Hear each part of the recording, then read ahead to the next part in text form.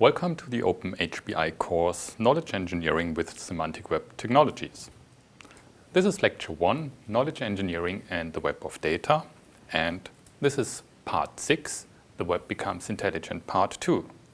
So in the last part of the lecture, we have talked about how information and explicitly the meaning of the information can be expressed in an explicit way and can be represented in the web. So this can be done with the help of so-called semantic web technologies, which are able to capture the semantics in a way that it can be read and understood by machines. And remember, understanding in this sense means it can be interpreted in the correct way. It can be interpreted correctly.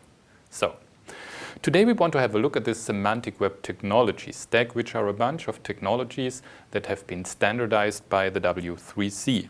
So it starts on the lowest layer, as you see here, with the web platform. Of course, this data, the semantic data, also has to be delivered via standard web technology. So for example, you use HTTP as the standard web transfer protocol for information, also to transfer not only the textual information of your web page, but also semantic information that is given in terms, for example, as RDF or something like that. And you can also transfer this via the regular web server and the web server protocol HTTP, the hypertext transfer protocol. But most importantly, when we talk about things and we want to address information in the web, everything we talk about needs to have a name. So for naming things, of course, in the web, we have a mechanism. This is called URI, Uniform Resource Identifier. And we identify not only documents, but also things we want to talk about and we want to express semantics about, so about entities. We name entities in the web with the help of URIs. So you might wonder how we can do this, because not everything, so for example, Walter White, the fictional character of the Breaking Bad TV show, so does he have a web address? And what does it mean? Is it the web address of his homepage? No, on the homepage there is only information about this character or about the actor who is the character. So it's a difficult problem. We will see this in the next lecture when we talk about URIs and naming things. We will talk about the problem about the representation of information, of metadata, and the presentation of this information that is given as a representation of the original entity, and that the original entity does not have to be on the web, but there must be some kind of a substitute. And this is something obvious, and you will see how this works in the next lecture. But today, just keep in mind, everything we talk about needs to have a name, and this name here in this sense is the Uniform Resource Identifier, and we know these Uniform Resource Identifiers from the web. So for example, we could identify Walter White with his entry in the knowledge base DBpedia.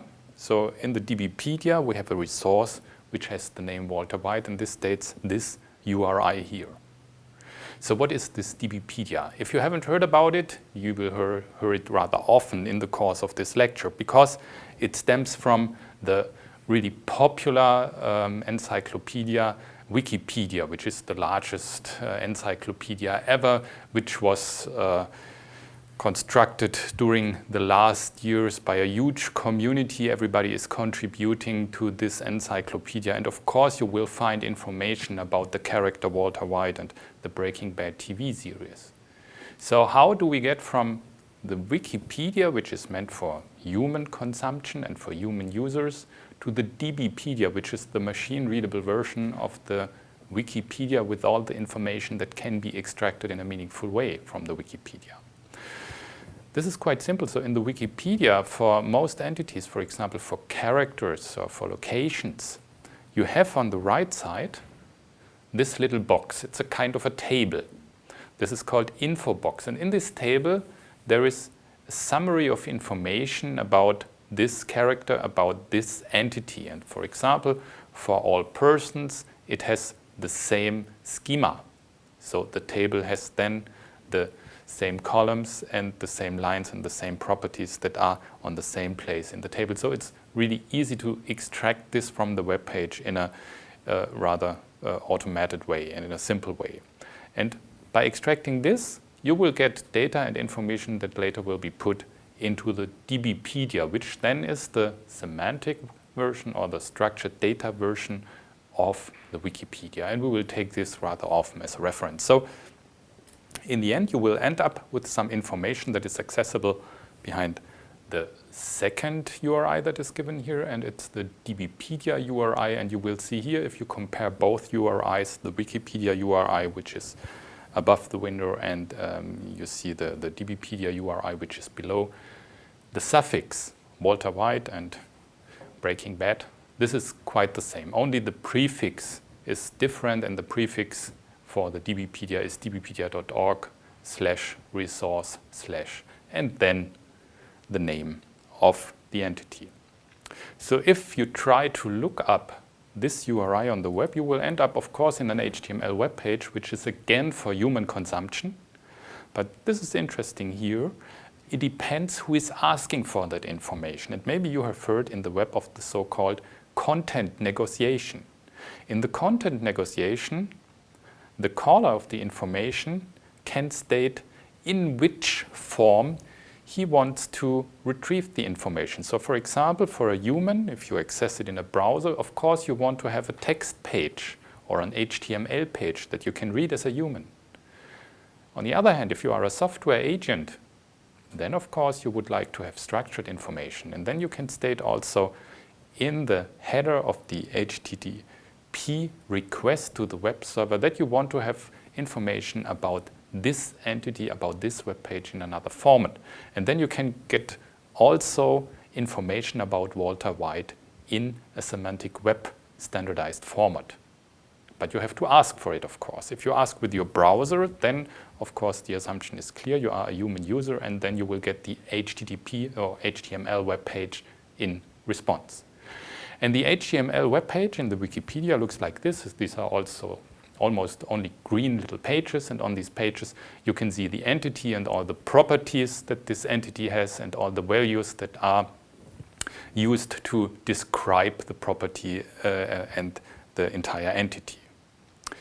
And this, if you look at this information in the standard web standardized technology version, then you will come up with so-called RDF version, information that is encoded with the help of the resource description framework. So in this resource description framework here is on the third layer in the Semantic Web technology staple or technology layer cake. And with this framework, you are able to express simple kind of knowledge, simple kind of information. And the way you do this with RDF is always the same, and it's pretty simple, and it's structured like a sentence in natural language. You only have 3 parts. All sentences, if you would call it like that way, or statements in RDF are structured as subject, property, and object. And the meaning is quite clear. We have a subject, which is an entity, and the entity has some type of a property, some kind of a property, and the property has a value, and the value then might be an object, might be another entity, might be a literal. So for example, you can state here simple that Bryan Cranston is an actor, or if is of type actor, and then you type it, or in RDF you can encode it in the way you see it here. You have Bryan Cranston, and you have a type attribute which comes from a given predefined RDF vocabulary. You see these RDF encoded information always, or most times here, it's an URI, but the URI is abbreviated with a prefix. So you have a namespace abbreviation, and then you have the suffix. And both are here separated via the colon. So you have the namespace information, which is in our example here RDF, or you have the default namespace, which is simply empty, or you have another namespace here where actor comes from. It's DBpedia ontology, so it's an abbreviation for the namespace of the DBpedia, and behind this there is an entire URI or URL. We will see this in the next lecture, how this really works. So and you have here in the gray box, you see some information encoded in RDF about Walter White and about the actor who plays that character. And it's always these sentences which will close with a period, and it states here that Walter White is a fictional character, and the portrait of Walter White is Bryan Cranston, and Bryan Cranston has a birth date, and Bryan Cranston is an actor or is of type actor, and of course Bryan Cranston might be or is also a person. So you can state facts like this about entities with RDF. Interesting thing is here, for example, you say that Walter White, the entity, is of type fictional character. So now maybe you want to have a more general model about what is a fictional character and, for example, what is a person or what is an actor. This is information you can use for several entities, so you don't have to encode it again and again. You do this once in kind of an ontology. And in the Semantic Web framework or Semantic Web technology, you do this with the help of so-called RDF schema, for example. Or moreover, you can also build more sophisticated models with OWL or other types of logic and rules that can be used in this context. So here, for example, you can say that the class fictional character, so you see here in the gray box, everything again is encoded in RDF, but it's RDFS because you here give schema type information. And you say here that a fictional character is a class, and it's a subclass of the class person, which is also a class. And a person has a birth date, and a person has a birthplace. So you define a property called birthplace, and you say the domain of the birthplace is person, and the range of the birthplace, of course, is a place or some kind of location. And the same you do, for example, with birth date. So here you can express schema level information in a very simple way. But you only can express with RDFS rather poorly structured models, so you can encode less or only few semantics and few information. If you need more complex knowledge representation, you have to switch to OWL, the web ontology language, one level above, which enables you also to form more complicated statements. So here, for example, you have on the entity level the information that Bryan Cranston has a specific birth date, and that Bryan Cranston then on the schematic level is a living person. And of course, a living person is a subclass of person, and this person has a birth date, and this, of course, you see the relationships here. But now let's have a look at the orange box. In the orange box, we have also a second class. It's called dead people.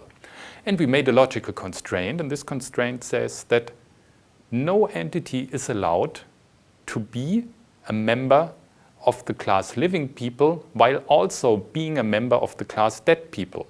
So it means these two classes are disjunct. And you express this, for example, by saying that the intersection of the two classes, living people and dead people, always must be empty. So this is a logical constraint. And this logical constraint, for example, you can describe this with the help of rules that are based on description logic. So, for example, with description logic rules, and you can see one of these rules in the blue line that you see on the bottom of the page. And we will also see in the course of the lecture how we can use description logics to describe classes, and we can use rules to make logical constraints or axioms that give us more knowledge about classes, about entities in these classes that cannot be expressed with the simple means we have in RDFS. Okay, so this is for the part where we build more sophisticated models, more complex knowledge representations. On the other hand, what else do we need? We do not only have to represent knowledge, we should also be able to retrieve knowledge. And for this, we need some kind of a query language. And the query language that has been standardized by the W3C is the query language Sparkle. So with Sparkle, for example, you can ask questions like look for all fictional characters whose portrayals have won an Oscar. So if you are dealing with relational databases, maybe you know the query language SQL, which is very popular. And Sparkle for semantic resources is organized in the same way as SQL, is very similar to SQL and is able to traverse a knowledge graph or a graph pattern in RDF and to extract then or to filter the graph for certain specific patterns which again represent some kind of knowledge. You see here, for example, the Sparkle query that is able to solve the question we have here, to look for all fictional characters whose portrayals have won an Oscar. And if you pose this Sparkle statement then to a public Sparkle endpoint, and for example for the DBpedia, we have talked about this knowledge base, there is not only this way to access the URIs via these green web pages that we have seen, the DBpedia has also a Sparkle endpoint where you can directly ask these kind of questions in Sparkle, and then, for example, you take all the Sparkle query that is here given in the gray text box, send it to the Sparkle endpoint. You can do this also interactively. And then you will get in return, for example, a table which consists of two columns. And the first column is the entities of the fictional characters. And the second column is the name or the entity of the respective portrayer or actor. So you can see here, for example, in the first line we have Al Pacino who has played Michael Corleone or Tony Montana, and he has received an Oscar. So you can try this for yourself, for example, and you can try out the link given here on the left side, link to public DBpedia Sparkle endpoint, including the query, and you can browse through the results you receive here at once. You will see one problem for that. The Sparkle query was not, let's say, perfect because it makes an overall combination of all fictional characters who have been played by characters who have won an Oscar. So it's difficult to distinguish or to identify for which fictional character its portrayer has really won an Oscar. So you should think about that question. Okay, so this was a brief introduction into the way how semantic technologies make the content of the web more, in quotes, intelligent by stating explicitly the semantics and the meaning, and by make this machine accessible, machine readable. And in the next section of the lecture, we want to take a look on how we can make use of this semantic information in the web of data.